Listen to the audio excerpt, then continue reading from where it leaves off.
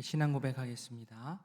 전능하사 천지를 만드신 하나님 아버지를 내가 믿사오며 그 외아들 우리 주 예수 그리스도를 믿사오니 이는 성령으로 잉태하사 동정녀 마리아에게 나시고 본디오 빌라도에게 고난을 받으사 십자가에 못 박혀 죽으시고 장사한 지 사흘 만에 죽은 자 가운데서 다시 살아나시며 하늘에 오르사 전능하신 하나님 우편에 앉아 계시다가 저리로서 산자와 죽은 자를 심판하러 오시리라.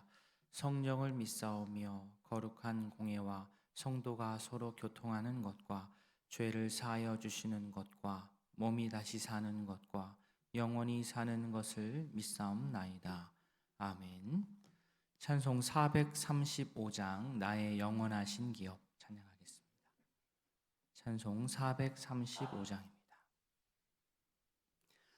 나의 영원하신 기업 생명보다 귀하다. 나의 갈 길 다가도록 나와 동행하소서. 주께로 가까이 주께로 가오니 나의 갈 길 다가도록 나와 동행하소서.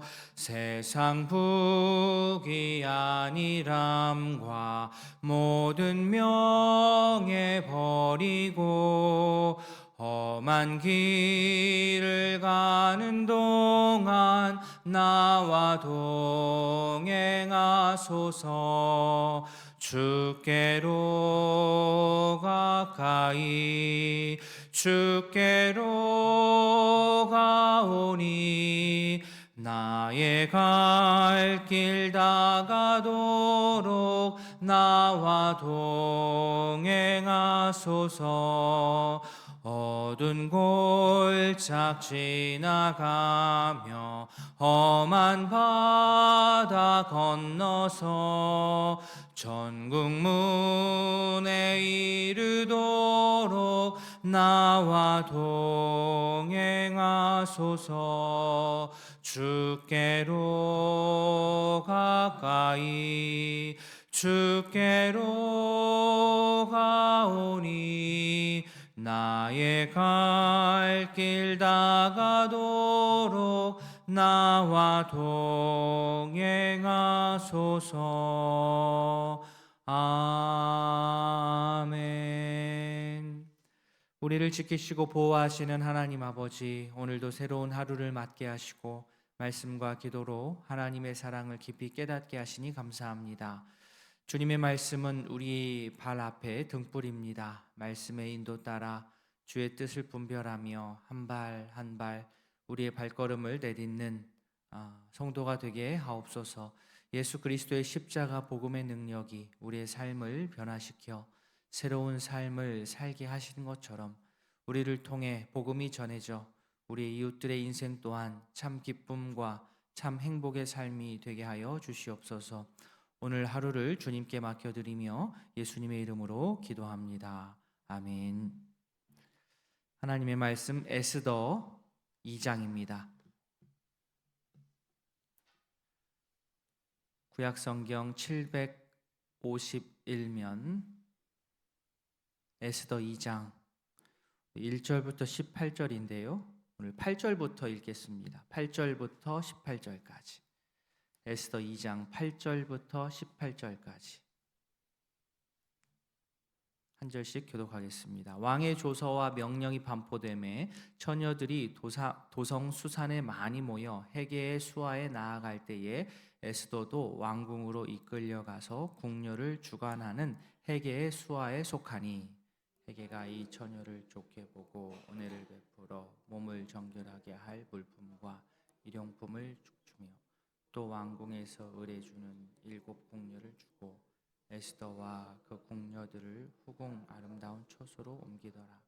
에스더가 자기의 민족과 종족을 말하지 아니하니 이는 모르드게가 명령하여 말하지 말라 하였음이라.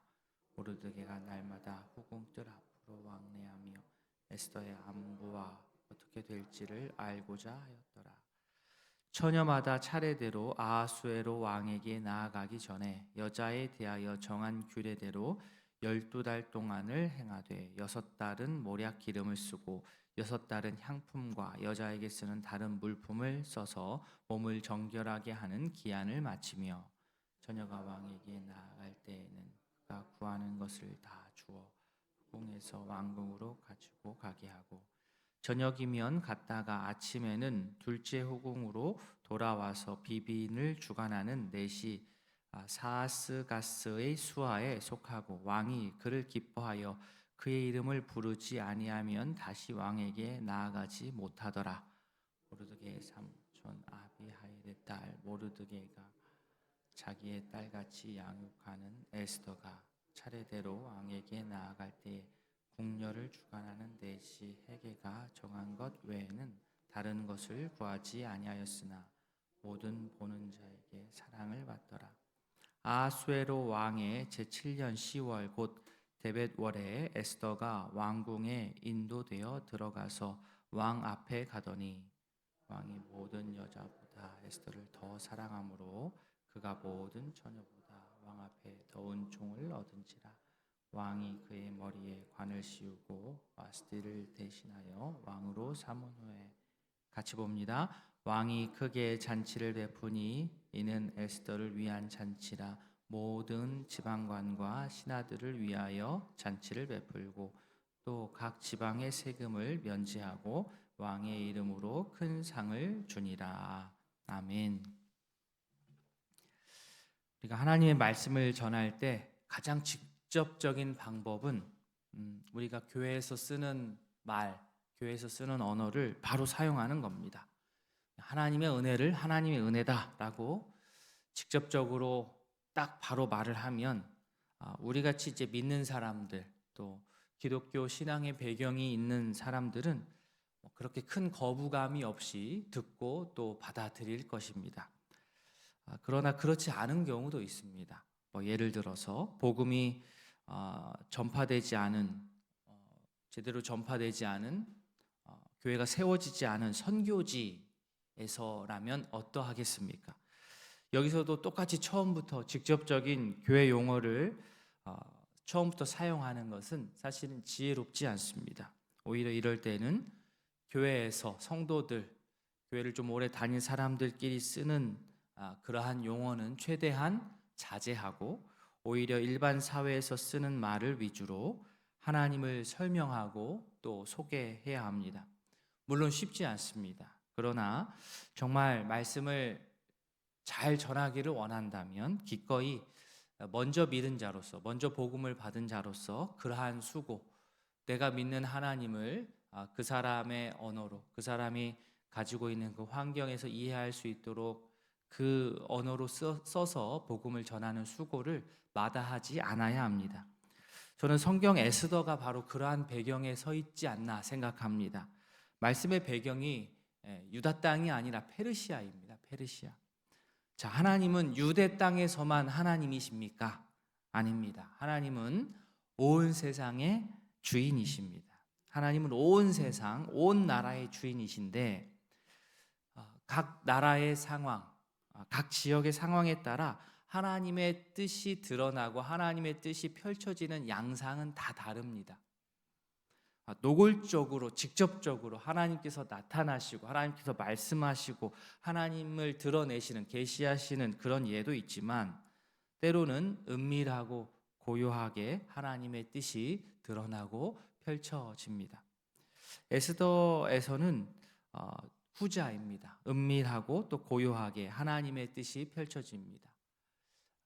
우리는 뭐 좀 화끈하고 그죠? 하나님의 뜻이 화끈하게 노골적으로 펼쳐지는 그러한 서사 이야기를 참 많이 좋아하지만 때로는 이렇게 은밀하고 고요하게 하나님의 뜻이 펼쳐진다라는 것을 알고 또 이렇게 하나님께서 자신을 드러내시는 것 또한 우리 성도에게 큰 유익이 있음을 우리가 알아차려야만 합니다.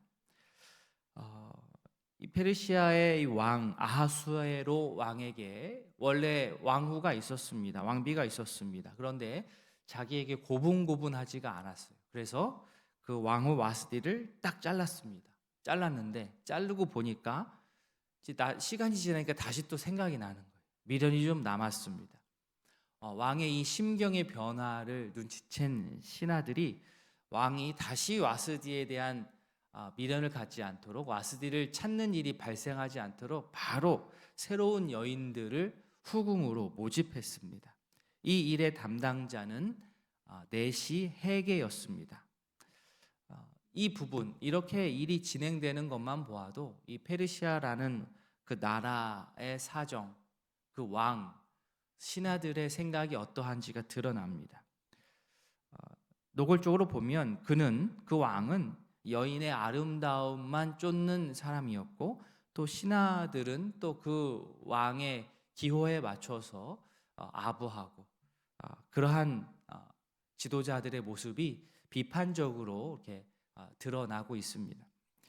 에스더 배경이 지금 페르시아입니다. 그런데 거기에 유다인 모르드게가 있었습니다. 모르드게 가문이 유다 왕 여고냐와 같이 바벨론 포로로 끌려와서 생활하면서 오늘 본문에 등장하는 모르드게도 페르시아 땅에서 살게 되었습니다.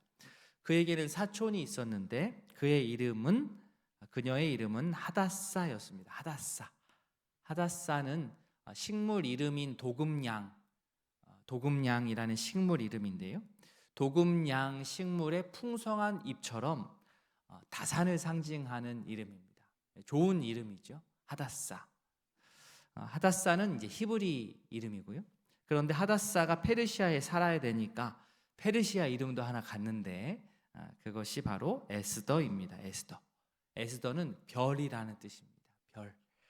에스더는 부모가 없었는데 이 사촌이었던 모르드게가 에스더를 수양딸로 삼아서 키워왔습니다.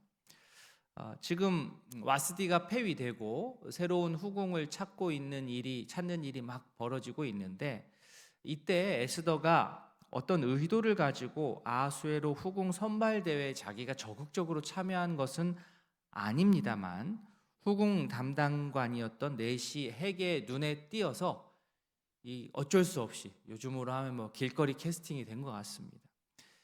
그렇게 선발이 되었습니다. 에스더의 곱고 아리따운 용모가 감춰지지가 않은 것입니다. 또 다른 나라에서조차 그런 거죠. 그런데 이렇게 선발된 에스더도 이 상황이 100% 싫지는 않았던 것 같습니다. 왜냐하면 10절 말씀 보시면 에스더가 자기 민족과 종족을 굳이 말하지 않았던 것으로 보아서 한번 자기도 후궁 선발대회에서 이 실력을 한번 겨뤄볼 작정을 한 것 같습니다. 그리고 모르드게도 뒤에서 에스더를 응원하고 또 코치했습니다. 기한이 되어서 후궁 후보들이 1년을 준비합니다. 이것도 좀 그렇죠. 1년 동안 준비할 게 뭐이다. 1년을 준비하는 것을 바탕으로 왕 앞에 나아갈 때 보통은 궁에서 주는 물품뿐만 아니라 더한 것을 요구해서 자신을 더 치장하고 준비할 수도 있는데, 에스더는 그러지 않고 기본 물품, 왕궁에서 주는 물품만으로 잘 치장하고 준비하여 왕 앞에 섰습니다. 왕이 불합격 선언을 하면 다시는 왕 앞에 설 수 없는데, 왕은 에스더를 특별하게 선택했고 여러 후궁 중에서도 가장 우선하는 왕으로 세우면서 그 상징으로 관을 그녀에게 씌웠습니다. 에스더가 뽑힌 것은 기적과도 같지만 동시에 왕후 선발 과정을 보면 참 앞에서도 말씀드렸지만 이 페르시아 이 지도자들의 모습에 그 부정적인 모습이 드러나는 거죠. 왕후를 뽑는데 이 사람들은 뭐만 보는 겁니까? 외모만 봤습니다. 페르시아 왕궁의 수준이 이 정도입니다. 그러나 그렇다고 해서 에스더가 단지 외모만 뛰어나서 왕으로 간택되었다고 말할 수는 없습니다. 보이지 않는 하나님의 손길이 배후에 작용을 하여서 에스더를 밀어 올려서 기적적으로 이 다른 나라 땅 페르시아 왕후의 자리에까지 오르게 된 것입니다. 이는 단순한 개인의 신분 상승만을 의미하지 않습니다. 유다 여인 에스더가 이방 땅 페르시아에서 왕후가 되어서 앞으로 에스더 3장 4장 가면서 보시면 알겠지만 앞으로 이 페르시아 땅에서 하나님께서 자신의 뜻을 그녀를 통하여서 펼쳐 나아가실 것입니다. 겉으로 보면 권력자 밑에서 일하는 그 담당자가 에스더를 택한 것으로 보이지만, 하나님께서는 그 시대를 위해서 모르드게를 준비하셨고 에스더를 준비하셨습니다.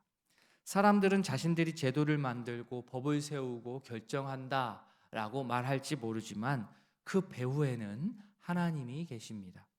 하나님께서 세상 역사를 주관하시고 하나님께서 우리 성도의 인생을 낱낱이 주관하고 계십니다.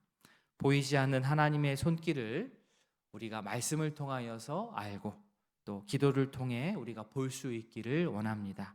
기도하며 하나님의 기쁘신 뜻을 발견하는 그러한 기쁨이 이 새벽에 함께 기도하는 우리 모든 성도에게 풍성할 수 있기를 바랍니다. 아멘. 오늘 두 가정을 위해서 기도하겠습니다. 우리 김동곤 집사님 가정, 주님 안에서 삶을 살아가는 믿음의 가정이 되도록. 김호수 성도님 가정, 양가 가족 구원, 주님 안에서 믿음 성장, 말씀과 기도가 끊이지 않는 가정, 아들 민규, 주님께서 주시는 지혜로 세상을 잘 살아갈 수 있도록 기도 제목 기억하시고 두 가정을 위해서 기도해 주십시오. 오늘 들으신 말씀, 나눈 말씀 기억하면서 환우들의 건강 회복과 속해 있는 목장 식구들을 위해서 진행 중인 여러 훈련과 모임을 위해서 이어서 개인의 기도 제목으로 주님 앞에 아뢰겠습니다. 다 함께 기도하겠습니다.